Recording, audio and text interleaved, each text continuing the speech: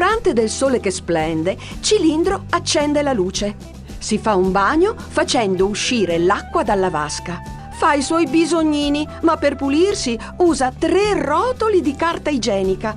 Senza nome gli fa capire che così non va. Poi, per giocare, si arrotola con la carta igienica fino a sembrare una mummia. Cilindro ora si prepara una montagna di cibo sapendo che ne mangerà solo la metà della metà. Portatile e Pio non sono d'accordo.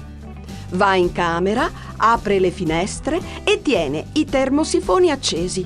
Cilindro abita a 10 metri dalla scuola, ma preferisce andarci in macchina. Diva scuote la testa, anche lei non è d'accordo. Fa i compiti, sprecando fogli e colori. Mentre fa la merenda, usa il prato come un cestino. Però, quella notte, ripensa a ciò che ha fatto e fa sogni spaventosi. Sogna che la natura si stia ribellando. Il film è stato molto divertente e molto bello perché insegna alle persone a non sprecare le cose. Anche se abiti vicino alla scuola bisogna andare a piedi, non in macchina. Ci insegna in modo divertente come rispettare la natura e come vivere bene. Tutti quanti siamo come Cilindro perché sprechiamo tutti quanti ogni giorno, anche per andare in macchina in un posto anche se abitiamo dietro l'angolo. Ci ha insegnato a non sprecare l'acqua e a rispettare l'ambiente.